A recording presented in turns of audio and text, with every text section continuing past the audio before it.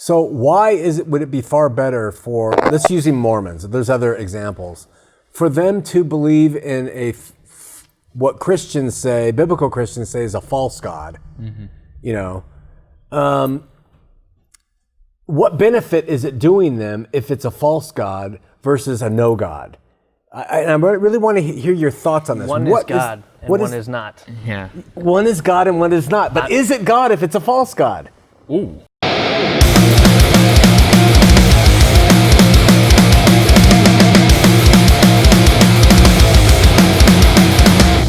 He wants the behind the scenes in the front of the scenes. So It does make for entertaining because we're talking about stuff, but I'm just afraid one of us is going to... I didn't know how long he was running. Did you get that? Yeah, he never warns us. He just says, I'm ready, but he's been recording for the past 5 minutes. Exactly. Of what's been going on. Okay, we are starting, and it is Christian Anarchy today. I'm here with Steve and Ethan, and I'm Shawn, and we're going to be continuing to talk about a conversation that we had last week, and then we're going to introduce you to a couple new things. But let's go where we left off, which was, do either of you remember? No. I do. Go ahead. Wait, you don't remember your own question? He's getting more bold with every week. Go ahead, brother. All right, so basically the question is, if I remember correctly, we ended with, is it better for someone to be stuck in Mormonism and the falsehood of that, or be stuck in Calvinism and be stuck in that, and be stuck in this constant cycle for religion? More specifically, I think it was to the concept of God. Yeah. And is it worse for someone to be a Mormon who has a concept of God that's anthropomorphic, or is it worse for them to be a Calvinist and view God as a despotic forcer of will? Mm-hmm. But the better question, which came from our Dave, who is part of the ministry, is why don't we compare being a Mormon versus being an atheist? Yeah. Because that was the thing. They're going from Mormonism to atheism. Mm-hmm. So is it worse to be a Mormon who believes in an anthropomorphic God and a Jesus who is a spiritual brother, or to be an atheist? I mean, which one is worse? Both of them have their cons and their pros in it. So, like, if you're a Mormon, I think you're closer to getting to the truth, and the fact that you believe in some version of Christ and you believe in some version of God. But with an atheist, I think that they base more of their views on more of an evidentiary standpoint. So it may be easier for at least me to have a conversation with that instead of basing it off of feelings, off of just non-debatable stuff. Beliefs, not facts. Mm-hmm. Yeah. Yeah.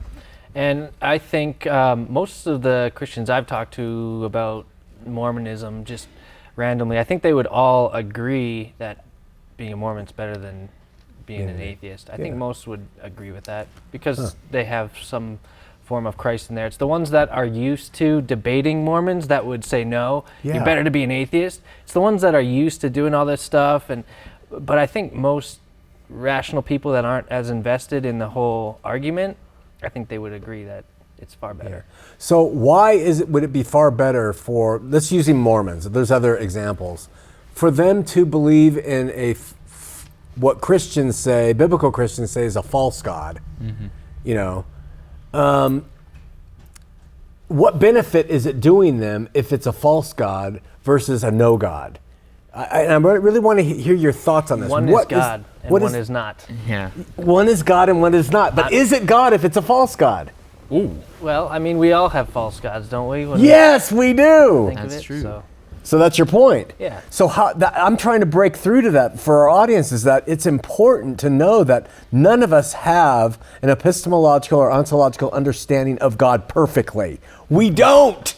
And yet we talk like we do. Yeah, you know, me and my mom were watching your discussion with James White this morning, and you keep making this point that we can't 100% understand God. Right. And we were discussing this because I'm more skeptical of modern day doctrine than she is, and I make this point. It's like, okay, that makes sense. Now you can get closer to it through Scripture, but you can't necessarily understand it. Going back to the whole Mormonism ideology, I was talking with the missionaries yesterday over a Zoom call.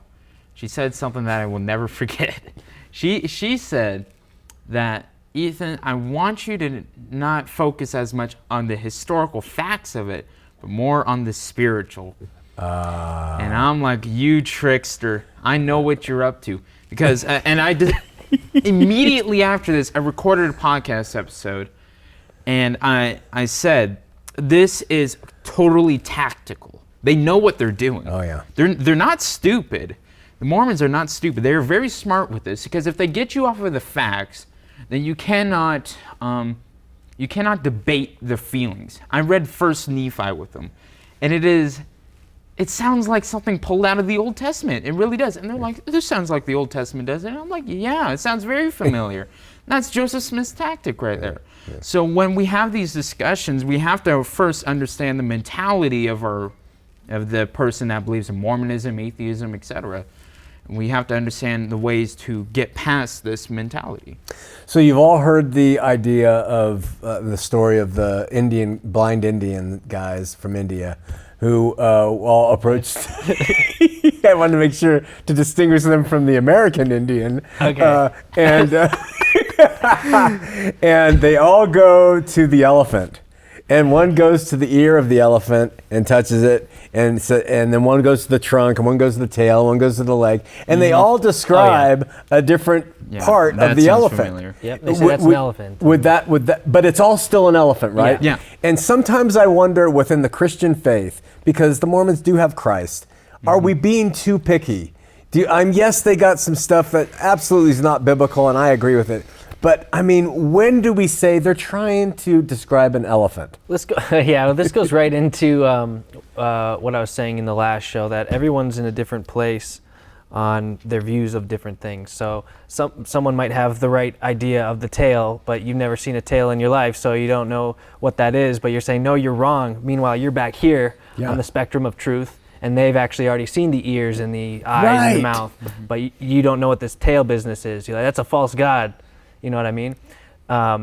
So it's just knowing where you are, and at least being able to be free enough to say, hey, maybe I'm wrong. Yeah. Maybe you're farther ahead than I am. I'm not sure. What do you think, Ethan? This is teetering on some relative stuff that I want to hear what your thoughts are. I think that it gets to the point to where, okay, you have the ability, there's no excuse right now living in the United States. If you have a phone, laptop, or computer, access to a library, there's no reason for you, besides being lazy, to not go out there and try and find what the truth is. The Mormon church 100 years ago, you could be like, maybe we're being too picky. But now you can read the Bible. You can go watch Heart of the Matter, watch Apologia Studios, or watch anything to the contrary of what your church is giving you. I know I have, in terms of my views, I go out and I watch different perspectives on things. Heart of the Matter has a different perspective on the Bible than I do in some ways. So I go out there and I watch this to have something to the contrary. So I think it's very hard to make an excuse for especially young people to not go out there and look into it, besides being too lazy or not interested or being too comfortable in their religion. Well, maybe, but keep in mind, especially with younger people, they're in the state where they're going with what they've been taught their whole lives too. Mm-hmm. So they're not necessarily in a better place to, in their mindset, to go out and search for these things when they're in fear of, disobeying their parents, what their parents have taught and what they've known since they were little, even younger kids. You know what I mean? So while everyone can do anything relative to that, anyone can go to a library and look up different books on different subjects, but not everyone is in the right mental state of mind at any given moment to do that. So we got to keep that in mind too. I don't know if we can call everyone lazy for not doing it, when it might be, other things that are causing the issue. Well, I can agree with you to a certain extent on that. What Shawn said is, are we being too picky? Mm-hmm. Are we being too picky in dissecting the Mormon religion and saying this part is Christian and this isn't? Not the religion, just, yeah. The ideology of it. Sure. So it's like, I've invited Mormons to come watch the show. Some of them say they're going to come, some of them, no thank you. Mm-hmm. It's like, all right, us here give you a different perspective. Why won't you come hear that perspective? I present to many of my Mormon friends my perspective on things. Do they change their mind, or do they even take the time to listen to it or discuss it?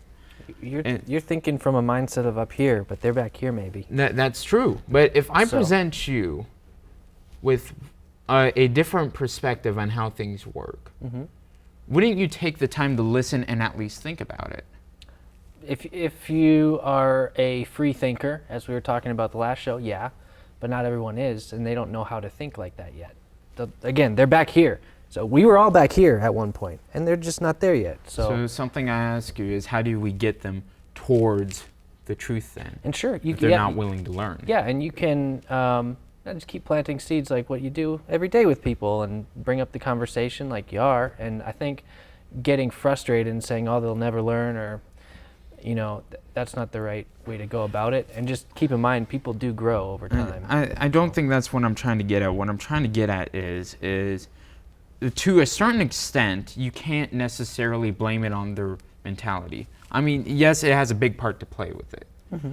But especially now with everything, let's just say we can relate this back to something else. Okay. If you were living in the middle of San Francisco and you're a hardcore Democrat, and you shut yourself from every Republican perspective, whose fault is that? It's yours. Even though you have that mentality, you still make that personal decision to shut yourself off from that. Sure. So to a certain point, this becomes your fault that you believe something like this, and you don't try and learn other things and become curious in other ways of thinking. So that's my entire point with it. I see. So what I would say though is to that, Ethan, is there has to be a maturity in people to get there. And what you guys are talking about is just part of human nature. We cater to our prejudices. That's true. And we don't want to step outside of San Francisco. And we don't want to, Christians are just as this way as Mormons. They do not want to look at another view of eschatology. They don't want to look at another view of hell. They don't want to look at another view of the makeup of God. They say, I know what I know. This is what the Bible says, and it is stuck. So I think it's really talking about human nature. We just don't like to be uncomfortable. And I think that's what you were talking about is... Yeah, and it goes back to what we were discussing in either the last show or the one before that, where it's more important to teach people how to think versus what to think. And Definitely. especially with the Mormons like that, because what I'm talking about is they don't know how to think yet in the proper way. And where that leads them, usually it'll lead them in the right place. But if we're just telling them what to think, that doesn't help, because then they stick their feet in the ground and say, no, I'm going to think what I already think, and I don't want to listen to you. Nah. Yeah. So my question to both of you, and this is something I've struggled with finding over the years, how do we get people to try and teach them how to think for themselves and not necessarily in the view of their teacher? I think Jesus said it best, to defer to great wisdom, and that was people who are of the truth will find the truth. And if you're not of the truth, it doesn't matter what strategy we use to try to reach people. So really, we are just trying to share and plant seeds with people who seek. Yeah. And they're rare. You two guys are rare. The three of us, I'm amazed we're sitting on the same stage and the rapture hasn't happened. No, but I mean, it's really rare to find people who seek truth amidst everything else. I mean, you're sitting here and your mom is sitting there and you're sitting in the car or at home. You have I mean, it's amazing that, from her and from your home environment, you've come out of it. And I am like the black sheep. I don't know what you are relative to the way you think, but... I don't know. What do I think? Okay, we're going to shift gears. We're going to go to some off-air comments that were written. Charlie Clark says, God gave us his son for salvation. That part has been covered, but we have free will. Remember what he said to Israel, how I would have gathered you like a mother hen gathers her chicks, but you are not willing. A very fun program. Keep up the good work, you guys. This is all toward Kat and Ethan and Steve and me. All right, next one. Vorpal Dork That's my nickname in high school. says God is in control no matter what happens. Oh man. But there is always a linear reason why things happen as a result of causes. Votes result in preferences. People try to cheat to sway the outcome and preemptively claim what doesn't belong to them yet. Then others react who want to see a just result of the election and prosecute wrongdoing. The final result will be sorted out in the Supreme Court, and either justice or corruption will prevail. Good bringing blessing and prosperity, wickedness bringing disharmony and judgment. I think everything he said after God is in control no matter what happens is insanity. What do you think? I mean, I agree with half of it. I think the phraseology of the final result will be sorted out in the Supreme Court, and either justice or corruption will prevail. I mean, if the Supreme Court, which has a 6-3 conservative majority, votes in favor of Joe Biden in the election results, then I think that disproves any major voter fraud. I honestly believe that. So in terms of prognostication, are you guys still believing that the election's not over and that it's going to be revealed that enough voter fraud happened to where Biden took the election? I'm saying, like just what I said last time, the courts will decide. I have faith in our legal system. I have faith in the investigations.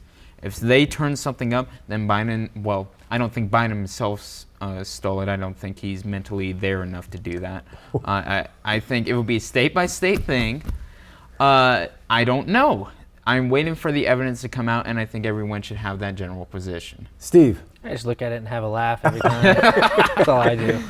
I don't know. I do too. I'm with Vorpal Dork. I'm like sitting in the movie theater alone, no one there, just watching. Can you go to theaters? No? Today? I think you can. No, but wait, can you social distance metaphor. Oh, it's a metaphor. Or a fake thing. Just imagine me in a theater watching this stuff happen. It's a show. I love this. Would you like to read this one for us? I can't believe you guys are even arguing with this. Trump lost. He needs to step aside. Biden won. I mean, okay, if you believe that, then let the courts decide. I mean, if Biden and the Democrats truly did nothing wrong, then it will be revealed in the investigations. And this is my thing with the Democrats. Why are you so nervous?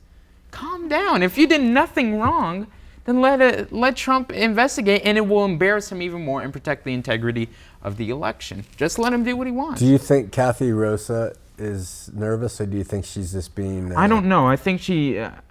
I don't know her, so I don't know her intention, so I won't comment. I would say, how can you not believe we're arguing about this? Literally, everyone's arguing about I this. know. We're actually... Well, I guess we are probably the least likely people to argue about this on a show called Christianarchy Today, but, I mean, I don't know. It can't be that surprising. Right. You know?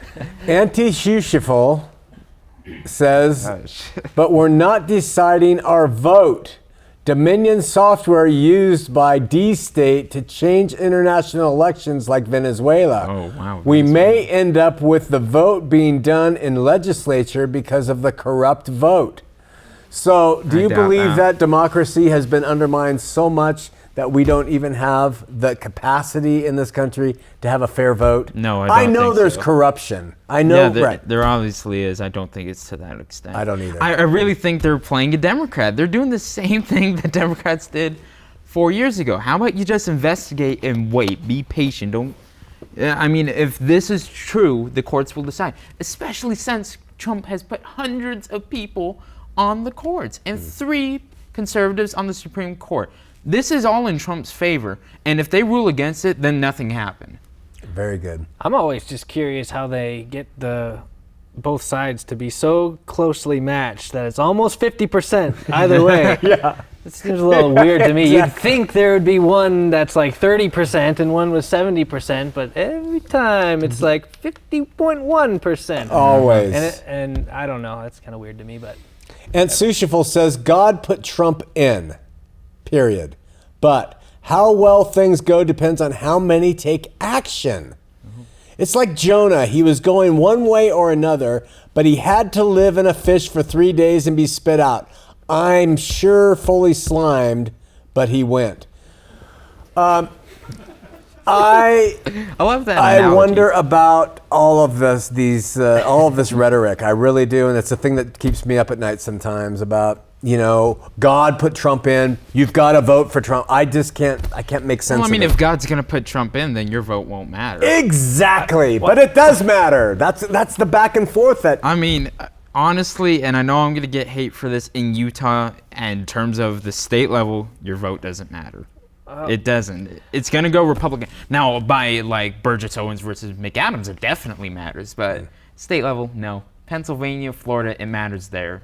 I wonder with all these comments if they really heard what we were talking I about. don't think they do. Because they kind of missed the whole point. Exactly. They're kind of just showing us exactly what we were talking about. Right. I go back and rewatch the shows for this reason, because I swear people come up with stuff that we didn't even say half the time. I mean, it really, or they come with some strange conclusion at the end of it. Well, and this I is don't worse. get It's it. like they just said nanny nanny boo boo. I'm not going to listen to you.